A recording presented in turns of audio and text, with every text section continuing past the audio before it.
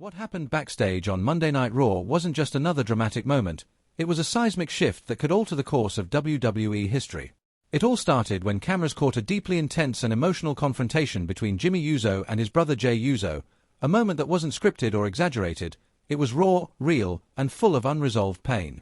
The tension was unbearable as Jey approached Jey, not with arrogance or aggression, but with a deep sense of urgency and desperation. He wasn't there to start a fight. He was there to save what's left of a broken family. Jey didn't sugarcoat anything. He laid it all on the line, eyes locked on Jey, voice heavy with frustration and heartbreak. "You know we can't let Jacob fight this war alone," Jey said. "Solo's tearing everything apart. You see what he's doing out there. This ain't the bloodline we were part of. This is chaos. This is destruction. And we're just letting it happen." Every word hit like a hammer. This wasn't just about wins and losses anymore. It was about identity, legacy, and the soul of the Anoa'i family. Jacob Fatu, the wild card and the warrior at the center of this tribal storm, has declared war on Solo Sikoa and the monstrous version of the bloodline that now stands without Roman Reigns. Jacob isn't fighting for titles, he's fighting for truth, for loyalty, for something deeper than gold.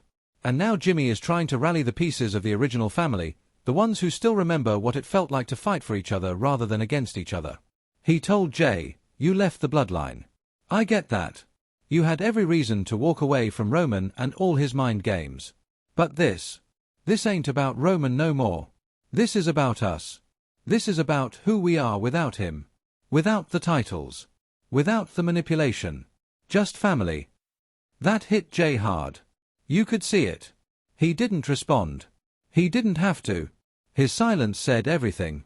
His torn, conflicted, haunted by the ghosts of betrayal, the scars of brotherhood turned upside down, and the weight of knowing that whatever decision he makes could change everything. Jey's silence wasn't a no, but it wasn't a yes either. That hesitation is dangerous because Solo isn't waiting. He's already on the warpath, already trying to reshape the legacy of the bloodline into something cruel and twisted. And Jey knows that without Jey, without all of them standing together, they may not survive what's coming. That's why next week's SmackDown is more than just a show, it's a crossroads.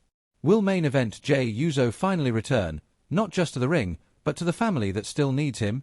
Will he join Jey and Jacob and rise against Solo's ruthless tyranny? Or will he let the silence pull him deeper into exile while his family crumbles around him? This is no longer about championships. It's about survival. About redemption. About taking back the legacy they bled to build. So if you've ever been invested in the bloodline story, if you've ever cared about loyalty, betrayal, and the real meaning of family, then don't miss what's coming. Like, comment, and subscribe for more WWE Backstage exclusives, because this war is just getting started, and the battlefield is only getting bloodier.